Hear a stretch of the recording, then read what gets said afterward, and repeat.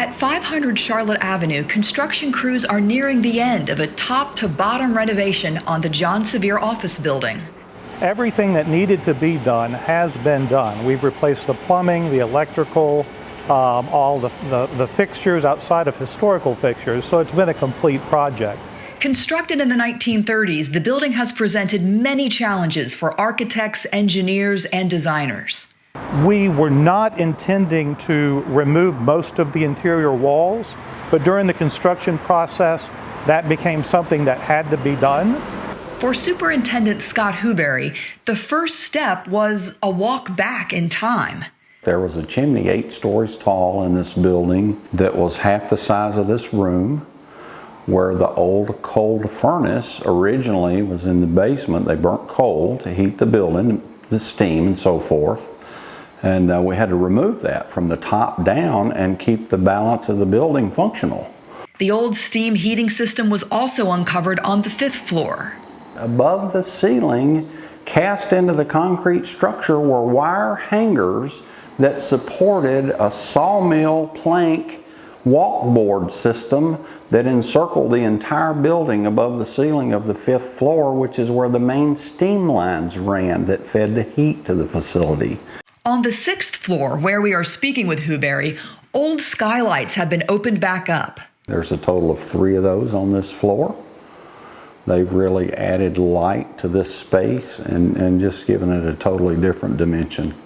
So if you had seen the 6th floor before we moved out, it was just used as some rough storage space and hardly anybody went up there. There's also a new conference room and new furniture throughout. Another dramatic difference, the restrooms. And we made a big step forward on funding when General Slattery hosted Governor Haslam. The first stop on the tour that he gave the governor was the men's bathroom on the 1st floor. And I'm told we really didn't have to look at any other space in the building, although we did. Outside, there are many noticeable changes. A green roof outside the ground floor, and in the front. The building was virtually black when we started. From the diesel soot and the elements on the exterior of the building that just stained the stone by nature. And we've cleaned it now, and as you saw out front, we're replacing all the crab orchard pavers on the plaza in the front of the building, and we've cleaned and restored all the granite steps that are soon to follow the stone. I think the exterior of the building is just beautiful. Back inside, project manager Peter Heimbach shows us how new technology creates more usable space. The mechanical system used to sit in front of the windows. Originally it was radiators, and then it was moved to forced air, similar to what you have in a hotel room.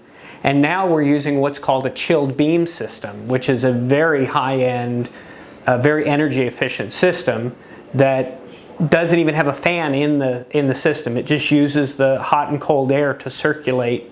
Another big challenge, figuring out a way to make the original windows energy efficient. They found a glass product that's actually a 2-pane glass. And unlike the glass that you'd have in your house that has 2 panes with argon or something in between, an insulated unit, this is a vacuum sealed unit. And so you can see the little dot on here. That's actually a valve that they suck all the air out of it. At the same time, they took all the windows, took them apart, shipped them, got them completely stripped down to bare metal, completely refinished, and then recoated with a modern coating that will protect them for long term.